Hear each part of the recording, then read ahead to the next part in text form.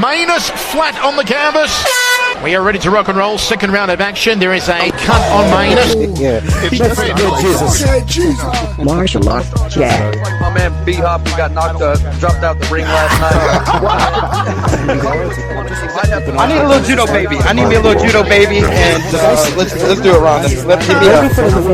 See you were filming this. You've got a face for radio. That's got a face for radio. That's nice. Martial arts chat. Martial arts chat. Martial arts chat.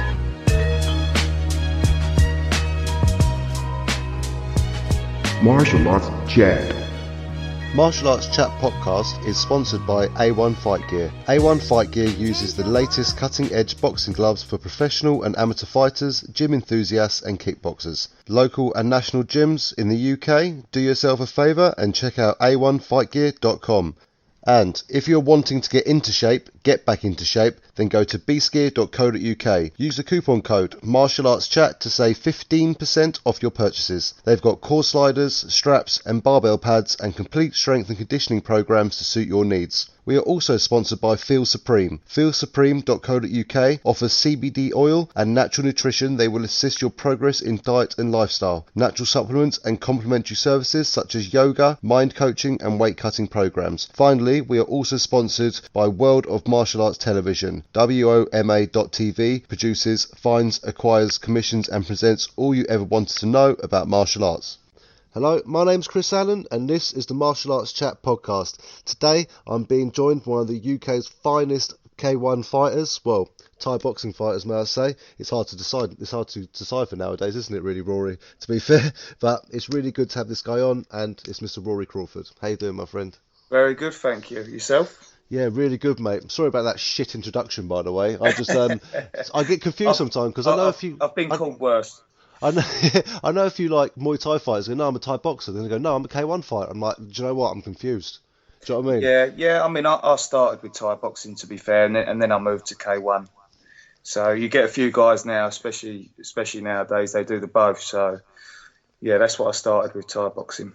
For people who might not quite understand like all the different disciplines, of the sport, like Thai boxing, K1, and kick and all that sort of stuff.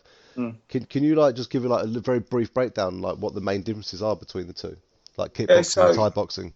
Yeah, with Thai boxing, you'll go from your N class level, which is your amateur stuff, and then you'll go into C class, B class, and A class. And with the K1, it's just a slightly different rule set. Obviously, A class Thai boxing, you can clinch an elbow, which you can't do in K1.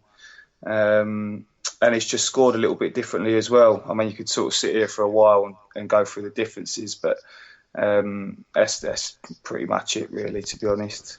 And that's it. Well, I love it though, mate. To be fair, what I love is when I see those Thai boxing fights and they've got that nutty music playing in the background. Yeah. What is that all about? Yeah, I mean, it's just traditional for Thai music that they play in the background, and it'll get sped up if you notice from round one. It'll start off slow, and as it goes later on in the round, it'll speed up, which indicates a lot of the fights will start slow, round 1 and 2, and then they pick the pace up towards the end. Some people don't like it, some do. I think it's quite. I remember when I watched it because I should have watched more of it really in my lifetime, but from watching a lot of people in the UK competing in it, I was thinking, is this music like someone's overlaid it like on the video? Something like some dodgy music, like trying to take the piss out of these people, But, it's traditional Thai music to play that. So yeah, as I say, some people just don't understand it and they don't get on with it. But obviously, you've got to respect what they use. So. Well, Rory, what a lot of people might know is that you're quite. Not trying to blow your own bubble here, but you're quite a very decorated, champion. Let's say as well. You've won multiple titles, in what you do. So let's go back to the beginning. What initially got you into not the boxing, but just generally combat sports?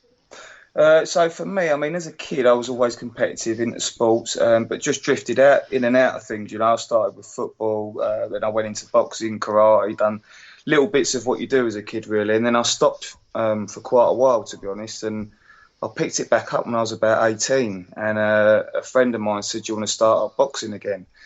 So I said, yeah, sure. And he come back. He said, I found this place. They do Thai boxing. And I wasn't too sure really on what it was at the time. And he said, oh, it's great. They're punching and kicking each other and elbowing each other.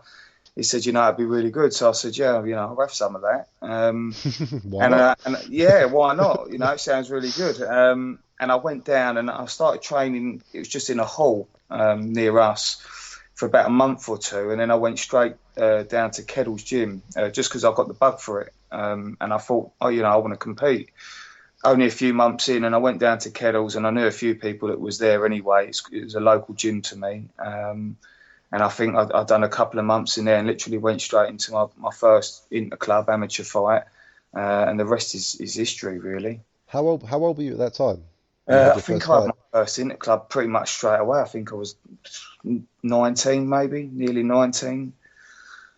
And pretty much just went from there. I just pretty much just chucked myself in and fully committed myself to it, Well, your coach must have thought you were ready for it, because I was going to come on to Keddles, obviously being an amazing gym in itself, in multiple disciplines. First of all, with Keddles, how looking back now, how blessed you feel that was the gym that was actually just down your road? To be honest with you, I was really lucky, because when I say at the bottom of my road, it was literally at the bottom of my road. I literally lived around the corner. So I was lucky, and a good friend of mine, Bernise, was there, and I knew her from school, so I knew it was a good gym, and I knew people that was in there, so it just seemed like the obvious choice to go down there, really. What a result. You can literally just wander down there, that's good. Like there's almost like no excuse. There's almost a saying like everyone wants to go to the gym, but it's just getting there, but to yourself, just walk down the road. And when we was training there was people that was, travelling over an hour to get to the gym, so it was almost, a blessing that it was just down the bottom of the road for me. It was great. Well, especially to train with people like Bernise. Essentially, I didn't realise you knew Bernise from that long ago, because I've actually interviewed Bernise one time myself, and she's got a great opportunity now of one championship, which is fantastic news. Yeah, I'm fortunate. I've trained alongside her, actually. One of the guys that train her now as well, so I know exactly what she's capable of. But I knew her from school, so I've known her a long time. Yeah, mate, she's a killer, man. I've seen her fight at Fusion one time, and obviously I know the level she's at. That's going into the MMA world. How do you feel, seeing her going, from being this like dominant fighter in her previous discipline, going into mixed martial arts? I think it was just, her partner's a very good MMA coach. Of course, yeah. Doesn't he? He trains. What's his name? Manuwa, doesn't he? He trained Jimmy. And actually, when I had an MMA fight, he trained me as well. So I think it was just, she got to that point. She won 8 world titles, I think, in Thai boxing, and why not? Why not? It was just a new challenge for her. So. No, fair enough, mate. What I'm saying, what a blessing to be able to train next to someone like that, because it really shows through in your skills as well. You're both in your different genders, let's say, as good as each other. Yeah, exactly. Yeah, mate, absolutely fantastic, mate. And also getting to train with people like Jimmy as well. Yeah. Remember Jimmy when he first came into Kettle, actually. So, I could list name after name after name of guys that have been in there. It really has been a home of a lot of good fighters.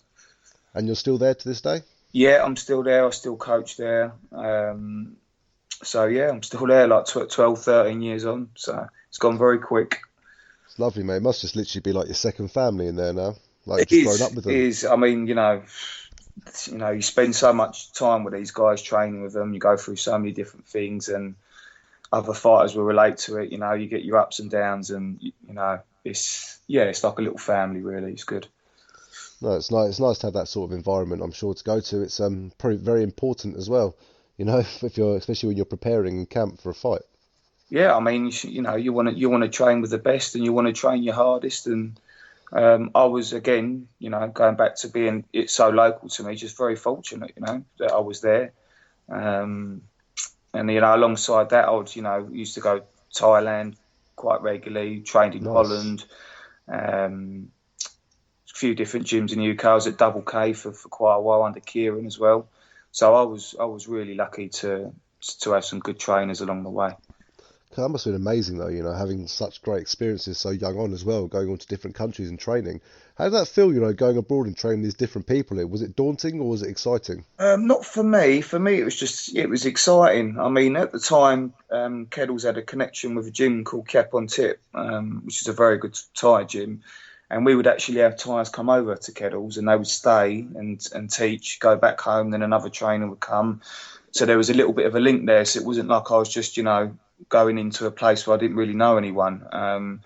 So when I went to Thailand, that was the gym that I'd go to. But you'd sort of, you'd know a few trainers in there and they'd know you'll come in and look after you. So for me, it was just exciting, very exciting. Traveling the world and doing what you love at the same time. Oh, it's brilliant. Yeah, brilliant. Really good experience. You couldn't really ask for more, really, could you? Like, what a fantastic life it's been up until now. So, what's you were talking about you had your first fight. It was 19, I think you were saying. Like, how did you feel going into that fight? What's that feeling? First fight, still a teenager. I think if you remember. Yeah, do you know what? I'm just trying to remember it now. Yeah, I mean, it was an inter club, so even though he wasn't fighting in front of thousands of people, it was quite a small inter club, but it's again, it's still nerve wracking. And looking back on it, some people now, if you said an inter club or an amateur fight, they just sort of not train that hard, but I trained like it was something really important because it was at the time, and it was just, it's a surreal experience getting in there and fighting. And I'm sure other people would tell you the same. Until you've actually done it, it's a mad experience. But I enjoyed it. And then again, it was like a bug. I had one, then I said, when's the next one? When's the next one? And it just escalates really. That's it. No, I wish I could share your passion on that. I've done a bit of judo and played rugby and stuff, but not someone's actually going to come and smack me in the head, a couple of times to kick legs out and things. It's a different thing, and it's not any old fighter. It's a trained fighter. It's I mean, it's dangerous. You could get in there if you haven't trained or anything. It's a contact sport. Anything can happen. Well, yeah, we know that's contact sport. I've seen you throw some of those leg kicks as well, mate. What was that guy's name? That Italian guy when you won the title? I forgot his name now. Yeah, Simeone, I think. Simeone, and you threw that leg kick, and he was just like, no, can't walk anymore. See you later. Yeah.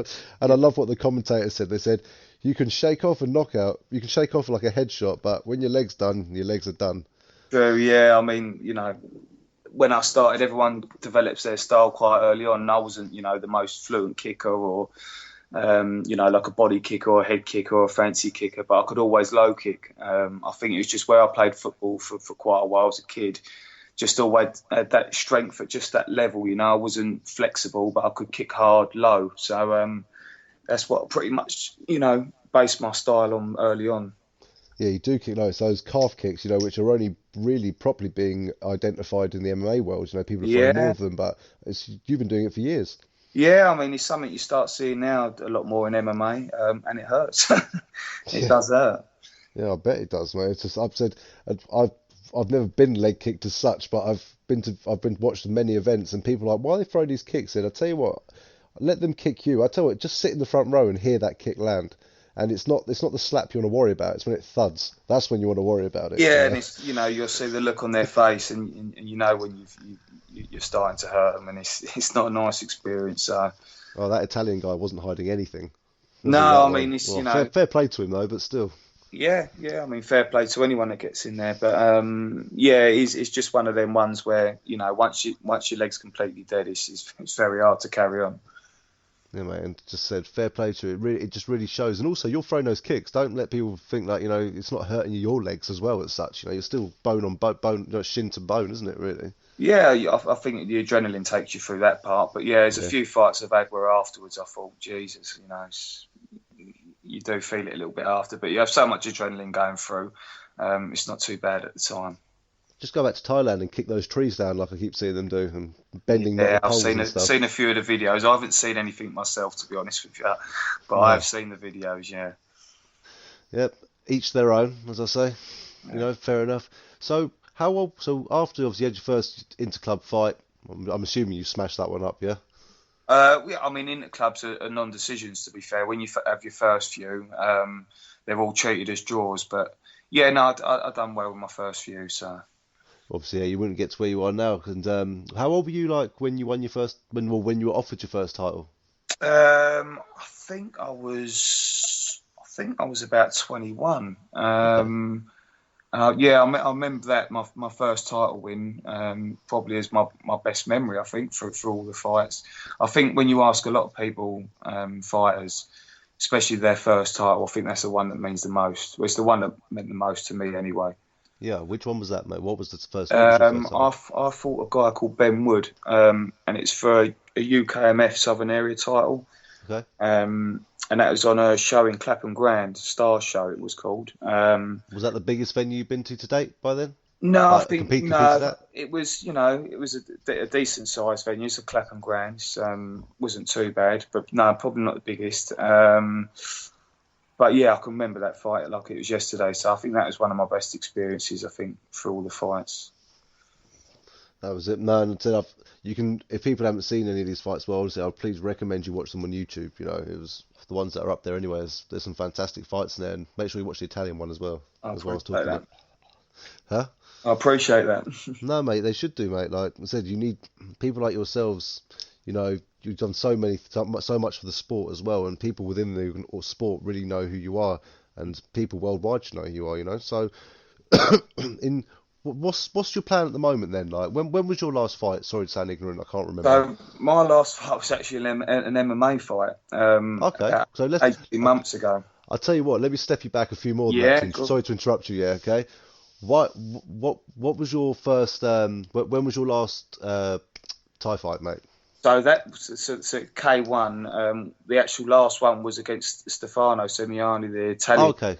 Yeah, so that was the last K1 fight, and I just felt like I wanted a little change for a little while. And going back to Bernice's partner Dino, we're all quite close and training with each other. And I thought, you know what, I was training with them, the guys anyway, the MMA guys, but just doing stand up with them. And I thought, why not? Why not have an MMA fight? And how did you find that transition going over to MMA? It was tricky. You had the kicks already. Yeah, probably more so for the footwork. I mean, I quite like to plant my feet and just throw big shots, really. But you can't really get away with it as much in MMA, just because you get taken down most of the time, especially if the guys know that you can punch and kick, So yeah, the footwork side of it is a little bit different, obviously, and obviously getting used to the jiu-jitsu, which is a totally different sport in itself, obviously. So, oh mate, it's ridiculous. Until you've actually trained in it, you don't actually understand how technical it is. No, it is very, very technical, and you can get made to look stupid, by people half your weight. It really is a technical thinking sport. So a lot of respect for guys that do that. So yeah, it was just fitting everything in really, and obviously just a different style of training. Training with different partners and doing different, obviously the jiu-jitsu side of it. Still doing the boxing and the Thai boxing. But it was good. I enjoyed it. Quality, mate. And who did you fight? Did you go into pro MMA straight away? I just went in. I had an amateur MMA bout on that's good idea. Fusion actually. Yeah, it was on Fusion. Oh, was it? Oh, okay, cool. Yeah, and won that, and then after that, my daughter was being born, so I knew that I was going to have a little break, and the break has lasted a little bit longer than I thought. So how long ago was your MMA fight, mate? 18 months ago, I think. Okay, so no, it's not too long. The fight has been out for a lot longer than that, and as I said, you've had a new responsibility coming on. Yeah, 100%. That's probably your biggest test to date, isn't it? Not your fights. Oh, damn. Yeah, completely. That's an absolute game changer. Yeah, a lot of people said to me, once your daughter's born, it changed everything. And to be honest with you, with training, I was so selfish, which a lot of fighters have to be, unfortunately. And obviously, your training comes first, and my fighting come first. And then all that changes. It just changes. So it's a mad experience. Yeah. Well, it's nice that you've had the support behind you from your other half as well for all of it. She's seen how successful you've been out of it. It's not as if you went in there and winged it. Yeah, no, she's been good as gold. Good as gold. Yeah, mate, that's fantastic. So, how did you win your MMA fight, by the way? What method, if you mind me asking? Guillotine. Yeah. Oh, nice. A submission. That's good to hear. Yeah. I bet that bet. What is that when Dino come and put an extra notch on your wipe on your jiu-jitsu belt there? No, I didn't do any gi or anything. It was all no gi. But yeah, no, it's nice to win by that, obviously, because a lot of people just expect you to punch and kick your way into a winning. But yeah, no, it's good. I enjoyed it. I enjoyed the training. Different sort of training. It was good. Do you enjoy the jiu-jitsu side of it? I did. I enjoyed that it was so technical. I think being a bit naive to it is almost, because you feel that you're a strong guy, that's all you need, and it really isn't. It's very technical, and I enjoyed it. I enjoy learning new things anyway, even along with doing K1 and Thai boxing. There's always something else you can learn. You can always adapt. Guys are always, getting better and better. So doing something different was good. Well, I guess it's called mixed martial arts, isn't it? Like back in the day, people were learning individual sports like yourself. You learn the kickboxing side of it, and things like that. But kids now, I'm guessing, are coming to keddles learning MMA just as a whole from day one. Yeah, I mean, there's and kids are starting it younger now. You see a lot of kids now training MMA and they're young, and you didn't really see it as much sort of 10 years ago. But yeah, kids are getting into it now and doing jiu-jitsu early on, and especially the Thai boxing. There's kids in there 4 or 5 years old and seem to get younger all the time, which is brilliant. It's probably very important nowadays as well, because back in the day when we're similar age, when we were a bit younger, I'm not saying we're old, but yeah, I'm 87 as well. Feel like it, yeah, I feel like it. Yeah, I bet you do, yeah. And I'm sure the fights you've had as well, but to be fair, you didn't take much damage, all right. Oh. Back in the day, on the streets, you didn't have to worry about weapons and things like that. But the problem nowadays, there's too many kids with drugs and all sorts of shit going on. And how important do you think it is for those kids to be in that gym opposed to standing outside of it? Massively important, massively. I mean, I see it. You did see it, when I was younger, but not like it is now. It's rife, and it's worrying as well, especially when you have kids yourself. It's terrible now, some of the stuff that goes on. So, being in a gym, I think is, for me, I'd put it into every single school that there was, that someone has to do some form of combat sport, whether it's, jiu-jitsu or, boxing, Thai boxing. I think it's imperative now for kids because so much is going on, That's what bloody what's his name? Vladimir Putin, the Russian president. He actually said that he wants a martial art to be learnt by every child in every school. Yeah, 100% agree with him. Yeah, because it teaches discipline as well. But I think he just wants his country to be full of hard bastards. To be fair. Well, yeah, they've got a few hard guys. To be fair. Yeah, mate, those Russian MMA guys. It's their wrestling as well. It's that sambo, isn't it? That Russian sambo. Yeah, really. Very good wrestlers. Yeah, very good wrestlers. And good all round, really. Tough fighters. I fought a Russian guy. He was really tough. Yeah, they're known for being tough. But I agree with what he's saying, 100%. Just get Jimmy to lie on top of you for 5 rounds, mate, and try and get up. No, it's all right. It's a bit too heavy for me. I'm sure he's gone back to heavyweight now, is he? He's retired now. Yeah, I know he's retired, yeah, but I mean his weight's probably gone back up to heavyweight now. I think he's still training. So yeah. Yeah, I saw him at the last. I think it was a Bellator event. I think I saw him at because I think what's his name was fighting. Trains at your gym as well. Nathan Rose. Nathan Rose, yeah, Black Rose, yeah. I've actually interviewed him at Bellator as well. Lovely yeah, bloke, I've traded with him for a little while now. Yeah, he's a good lad. Yeah, man, good for him. It's been a bit unfortunate recently, but that he'll bounce back like anything. Yeah, he was a bit unfortunate on that last one, I thought. Yeah, it is what it is. It is what it is. Yeah, man, but it is what it is. You learn, don't you, from these experiences? 100%, and this is the exciting thing about MMA. You can be winning a fight right up until the last 10 seconds. There's so many different ways you can win. It's what makes it exciting. Exactly, yeah. You could be kicking someone's ass, and then all of a sudden they take you down and pop your arm, or just clip you on the chin. Do you know what I mean? And it's exactly. That's what. Yeah. What did you feel like? How did it feel hitting someone, by the way, with 4-ounce gloves? I mean, I had the amateur gloves on. I think they're 6 ounce, which had a little bit of padding on it. But to be honest with you, that side of it wouldn't bother me wearing the small gloves.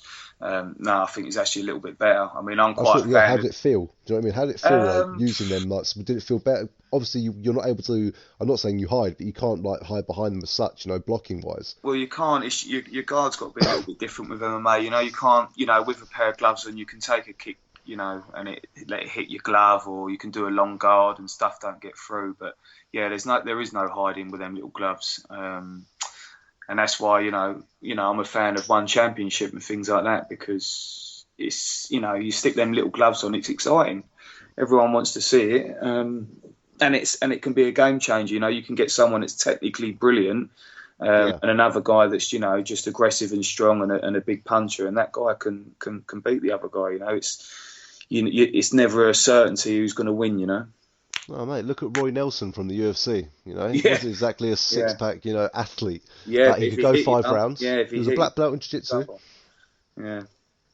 But what did he keep doing? He was a black belt in jiu-jitsu, but he just went in there and knocked him out all the time, didn't he? Yeah, I mean, big puncher. But again, when you've got them little gloves on, you haven't got to be a terrific puncher, really. You've only just got to just be accurate and land, I said it can happen to any. The puncher's chance is a lot more common sort of thing. Exactly that, a puncher's chance. Yes, that's why I love any sort of combat sport. To be honest with you, like I've watched some boxing, but I'm not saying I dislike boxing, but I do like boxing. But I'm more a fan of the problem is when I watch a boxing match, I keep shouting like, "Why is he not throwing a leg kick?" And I think that's why. Because it's boxing. Yeah, I mean, I've been a big fan of boxing from a kid, but certain fighters, I loved Mike Tyson growing up, and I like guys that sort of come out and finish fights and put on a good show, But each to their own with styles and stuff. But there's some great boxers out there that I like watching. Yeah, exactly. Like I said, I don't watch a lot of boxing. I'm one of these fanboys that just watches the big fight sort of thing in boxing. Yeah. But even much as I do like Anthony Joshua, when that guy Louise knocked him out, I fair play to him. Like I just loved his style, just coming there, proper swinging. That's the puncher's chance again, isn't it? Yeah, I mean, and everyone likes an underdog as well. Let's be honest. And he was an underdog in that fight, so. There we are, mate. And that Triple G as well is unbelievable. He's one of my favourites. Canelo, them sort of guys, Oh yeah, I love watching them, man. Yeah, exciting to watch. I remember sitting there with my old man as a kid watching like Ricky Hatton coming. Amir Khan's probably not Amir Khan, sorry. Prince Nassim, sorry, is probably the furthest back I remember. Great puncher. He was, fantastic puncher. He was the original like cocky guy, but he got away with it, didn't he? Most of the time. He was, and then you couldn't lose because you get people that would tune in to watch him win and tune in to watch him lose. So he was gold for promoters because guys would always watch him. Whether you loved him or hated him, you'd still watch him. No, that's it. It was just entertainment, wasn't it, in those days? Yeah, definitely. So earlier on we were talking about, like you say, it's really important how kids get into the sport and things like that. Obviously, you've got a little one now. Is that something you maybe want your little one to learn one day, potentially, if they're interested? I mean, 100% she'll train. She'll have no choice in the matter there. She will have to train. Whether or not I'd let her fight, that would be a little bit later on down the line. I know her mum wouldn't. Let's put it that way. But, maybe a little bit down the line I'd sort of look into that. But I probably wouldn't have her competing, I've got to be honest, unless she had a real natural ability for it. But as long as she could look after herself and train, then if I had a boy, it'd be slightly different, I think. Yeah, mate, just get in there, have it. Yeah, I mean, just just to be able to look, especially for girls as well, just to look after yourself, Yeah, but it's what I was going to say, it's I haven't had kids yet, don't get me wrong, but it's I'm guessing it's your little girl, as blokes we're like, I want, we want boys and all this stuff, but then I bet when you have a girl, you think it's the best thing since sliced bread, you just want to protect them. You know what, it's mad, because obviously, before we knew if it was a boy or a girl, when in your head you think, right, if it's a boy, he's got to fight, he's got to do this, and then when it's a girl, it just completely changes it. It's your little daughter, so you wouldn't want to see her really get hurt. It's mad, obviously, training wise, she'll have to be able to look after herself, and I'm sure she will be able to. But I think it's just a little bit different when you've got a boy. And self-defense is always good as well, mate, as you were saying. Definitely. For anyone, whether it's a boy or a girl, Yeah, trying to walk away from it, but if need be, it's good to have the skills to be able to defend yourself and get away. 100%, yeah. You've got to be able to look after yourself, especially, what the world's like now. That's it, mate, that's it. So, big question, man. When are you getting back in there? You knew I was going to ask that. Yeah, I've been asked a few times. At the beginning I was saying, maybe next year, mate. I don't want to keep saying maybe next year and then it not happen.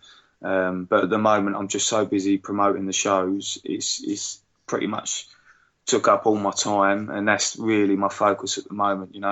I'd love to say there's a few more fights in there. I'm sure there is, but just at the moment, I know that it would be a no for now. I just wouldn't be able to commit 100% like I used to.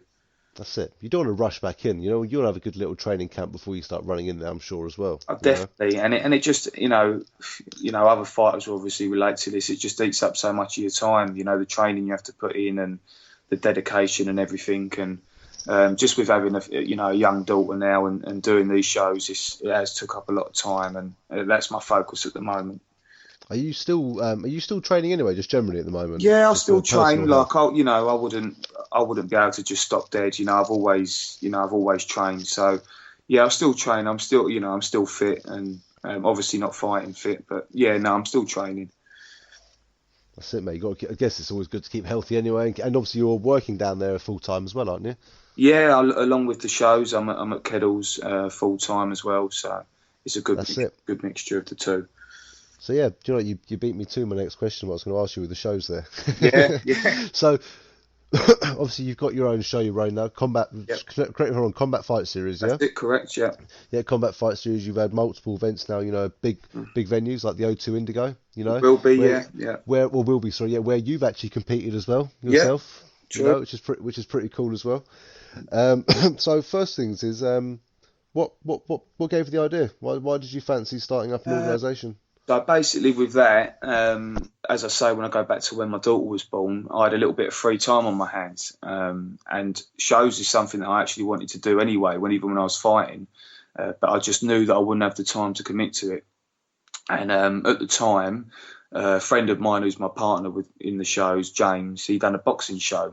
And we had a little chat and said, well, we'll do something together. Maybe have the boxing on there. I'll do the K1 and the Muay Thai. Maybe have some MMA on there. And have a go together. And I had this free time as well, so I thought, why not? And it pretty much went from there, No, perfect, mate. Great, what a great idea as well. And how many shows have you done now? So the O2 would be our fourth. So we've done 3, and that was in literally last year. So we had 3 in the year, and then we've got March the 8th at the Indigo, and then we've got April the 11th, and hopefully another 2 dates, one in August and one in November. Oh wow, busy year. It will be, yeah. It will be a busy year.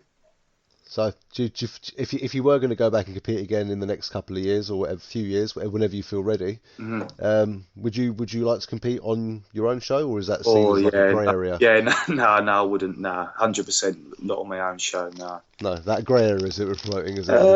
Not so much a grey area. I think people have done it in the past. It's just not something that I would do. Especially with these shows, I like to commit to myself 100% to them, and if I had to train as well alongside it and compete on it, I think it would just be a little bit too much. Do you put a lot of guys you train through this organisation as well? On the March show, we've got Grace Spicer, who I train. She's fighting for a WBC world title, so that'd be a massive fight for her. But apart from that, no, really, it's just it can be a mixture, a few guys from the gym. And can be a mixture of anyone, really. So what's the sort of mix? So you've got MMA, you've got K1, and what's the other one you've got? And boxing. So my partner takes care of the boxing side, yeah. Your partner does? Yeah, he's a boxing coach, so he takes care of the boxing bout, so it works quite well. And then I take care of the Thai boxing, the K1, and MMA when we have it on. Nice, great mixture. So do you need like multiple referees for that, or do you just have like multiple skill, like they know the referees know the disciplines in each individual? No, so we'll have separate ones. Sorry, we'll have one. I worded that really badly. Sorry. I know what you meant. No, I know. We'll have separate ones for the boxing, separate ones for the K1 and Thai, and then separate ones for the MMA. You gonna put that cool music on when you have the Thai fights? Depends on who's fighting. Okay. A lot, to be honest with you, some shows don't have it. To be fair, the K1 guys don't listen to it, obviously. So, yeah, it depends on the fight. Fair enough then. I meant that, yeah, that I always thought it'd be quite interesting to actually sit in the crowd and see that sort of thing, Do you know what though, to be fair, imagine if you're in that guy's corner and you're trying to give him information. It's not going to hear anything. I think you just get do you know what? When I used to fight and that'd be on in the background, I wouldn't even notice, to be fair. I think you just get used to it. You just pretend you're fighting in a busy marketplace somewhere. Something like that. Yeah, you end up zoning out, I think, just because you're used to it. I think when people obviously haven't heard that music, it's they think, what the hell's that? But I've spent time in Thailand, and been around it long enough, so it just becomes normal. It's a place I'd love to travel to is Thailand, and imagine to travel there and train as well with some of those absolute incredible fighters. And I had no idea they used to come over and train with you guys over here as well. That's dedication, eh? Oh, it's brilliant. I mean, when I was doing Thai boxing, I would go there. I think I went about 5 times in the end. Obviously, when I moved to K1,